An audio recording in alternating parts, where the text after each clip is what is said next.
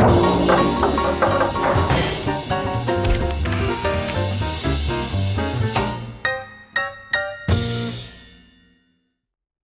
everybody, welcome to another Game of the Year personal category video thing.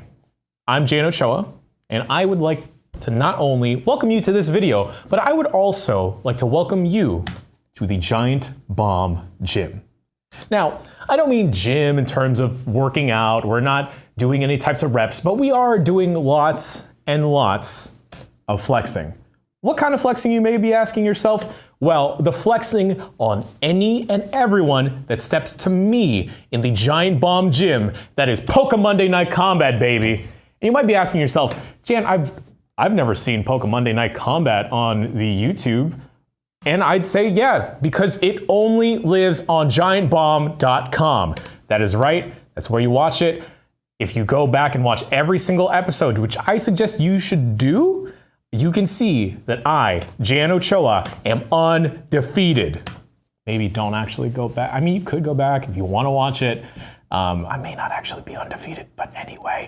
Whether it's in Pokemon Let's Go, Pokemon Go, Pokemon Sword and Shield, Pokemon Pinball? Pinball. Pokemon Snap. I'm gonna take good pictures of these Pokemon. I'm gonna take good pictures of all the people I defeat, anyone that steps to me.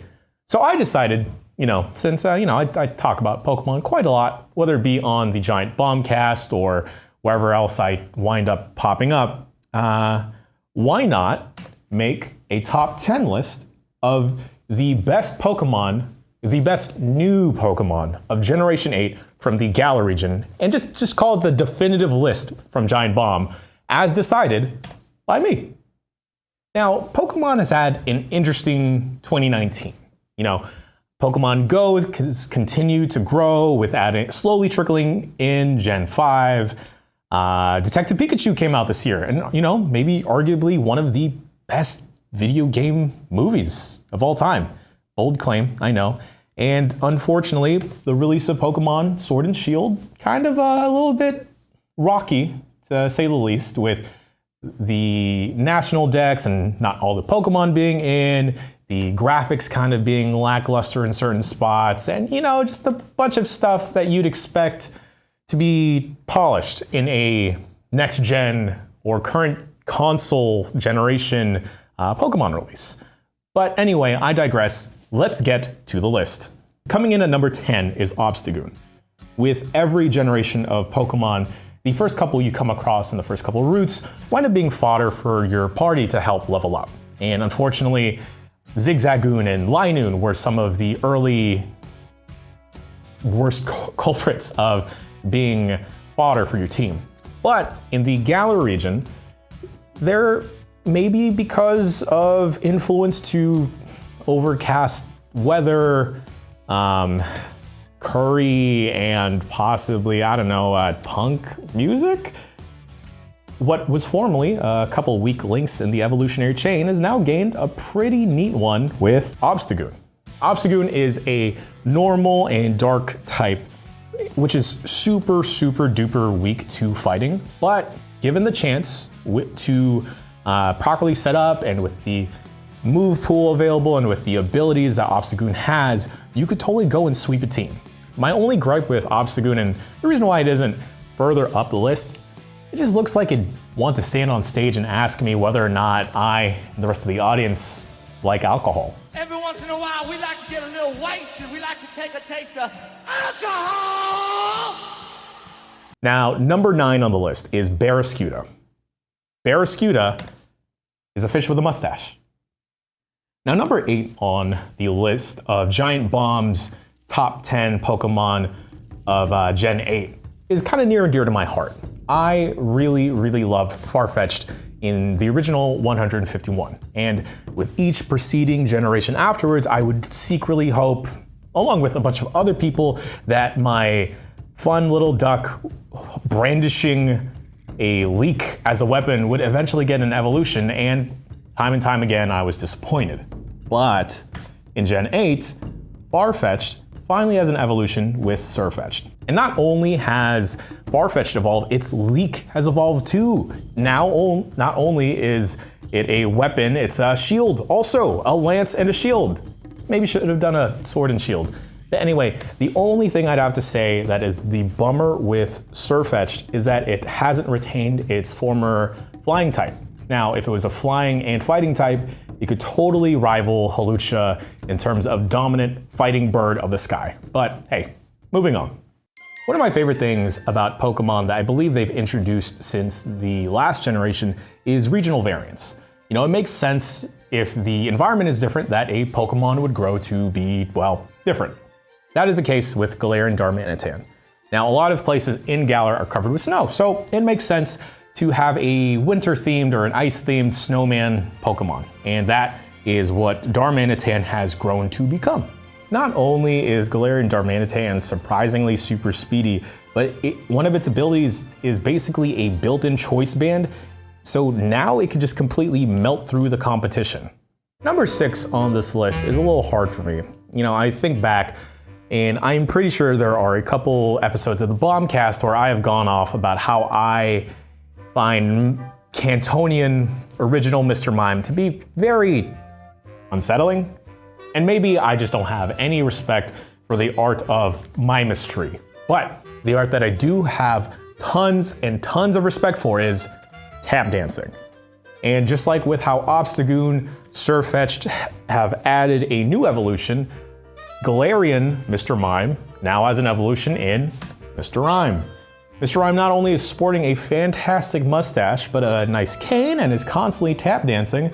That's, slowly getting me to change my opinion on Mr. Mime.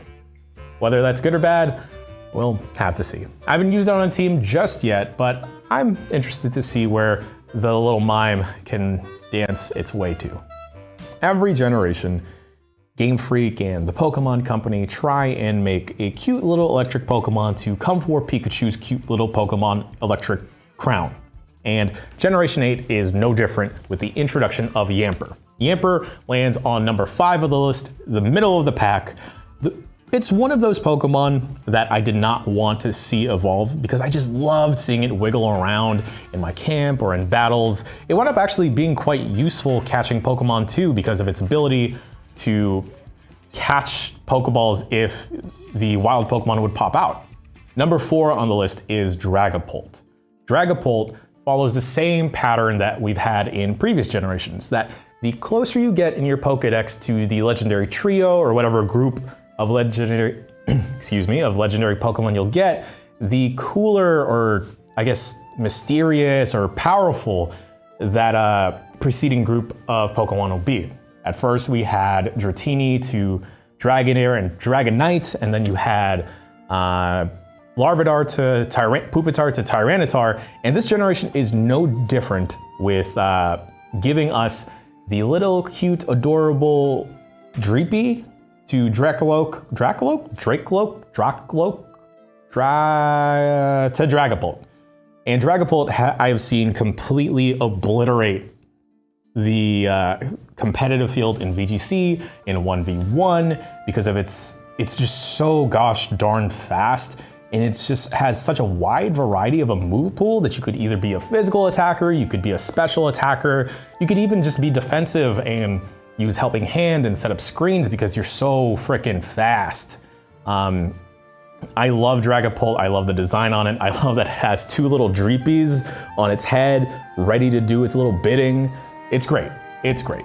Dragapult probably, well, I mean it's top 4 on our top 10 list, but it is probably all one of the all-time greats now. Okay, so now that we've gone through 10 through 4 on the list, you may have noticed that I have yet to name any of the starters of Generation 8. You know, I haven't named, little Sobble, cute little Score Bunny, or my boy Grookey, and there's a reason for that. This is the first generation that I haven't really felt too attached to the starter that I've chosen. I normally have them right as a ride or die in my team. They stay with me from Gym 1 to Gym 8 to the Elite 4 to the Pokemon League, etc., wherever the end goal is for that Pokemon game, except this generation, for whatever reason. I'm I don't particularly know if I just didn't enjoy the designs of the final evolutions, or maybe it's because they were just monotypes of just grass, just fire, just water. But hey, you know, sorry, y'all. Let's move on to the top 3. Now, number 3 on the list is making me think that if I was back in the original 151, I'd be hiding out in the Viridian Forest with a bug net on me, because I think I like bug Pokemon.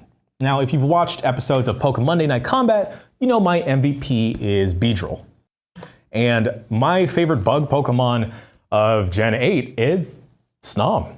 If you look at its face, it's just so adorable. It's like a little larva, a little worm with translucent little spikes. I don't even know if they're spikes. They're just little bumps, and it's cute, and it just has like a little butt face just clapping, trying to like get to you.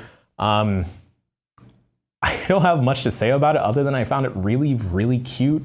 It evolves into Frostmoth, which is another beautiful design of a Pokemon, but Snom wiggling its way to number 3 on the list.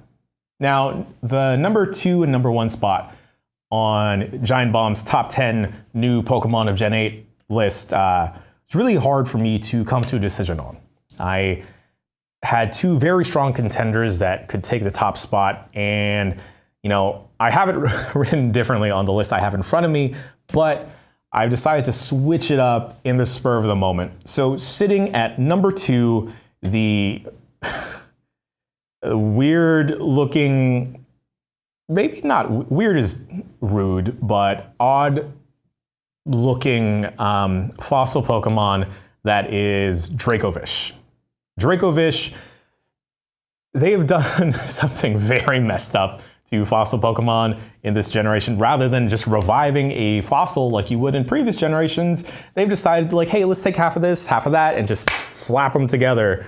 And one of those creations we got this generation was Dracovish. Now, initially the design, a little odd. It's what appears to be a dragon tail along with a fish head slapped on the end of the tail, and now it's like a bipedal Pokemon.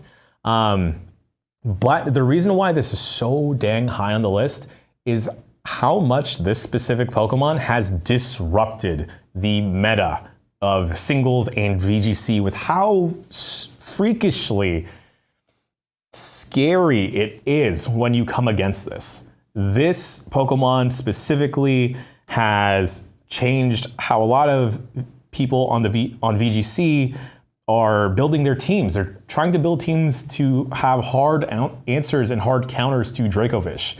And, you know, for a odd-looking Pokemon like Dracovish to do that, it's pretty freaking awesome. So Dracovish, congratulations, my fish dragon tail friend. You are number 2.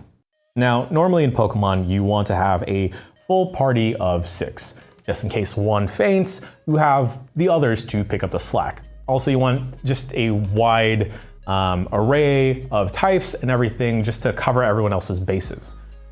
But what if I told you, instead of having 6 separate Pokemon, you just have one Pokemon that is 6 Pokemon all together? Not only is this Pokemon all 6 of your party slots all into one, it is also number 1 on the list for Giant Bomb's best new Pokemon of 2019 in Generation 8. I keep changing the name of this category, but congratulations to Phalanx. Phalanx is like a Spartan, Marvin the Martian, Kirby, group of your friends, your homies personified into a Pokemon. And I just love every single thing about it. I remember when I first saw it roaming through the game, I thought, what the heck is this? What is Kirby in the game now? And then I came across it and I had the hardest time trying to catch one. And one of the moves it used specifically was something called No Retreat. And No Retreat, all of them kind of get into formation and scream at you, and there's like waves of water and fire going off in the back of it, and I instantly fell in love. This 6 into 1 to 6. The centipede of a Pokemon wound up enamoring me, and I've put one on my team, even though it's just a fighting type. It is so gosh darn cute. And that move, No Retreat, winds up boosting all of his stats. And to me, boosting all of his stats and also disabling Phalanx from leaving the combat field. It's literally no retreat. You know why? Because Phalanx and all its homies right behind it, they literally have its back. All of them are together. All of them are in it to win it, and I am in it to win it with them. So that is why Phalanx is number 1 on Giant Bomb's top 10 list. Top 10 list. I don't remember what this category is called anymore. I'm very tired. Congratulations to Phalanx and all the new Pokemon of Generation 8. Folks, if you're watching at home right now, I mean, yeah, you're watching somewhere. You can watch this anywhere you want. You can watch this at home, you can watch this at the office, as long as you don't get caught, or hey, maybe get caught. But what I want you to do is get caught on the battlefield. No, okay.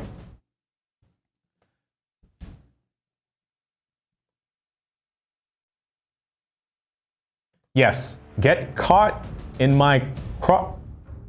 I would love to welcome you to the Giant Bomb Gym anytime for Pokemon Monday Night Combat. The show is rarely, if ever, on an actual Monday.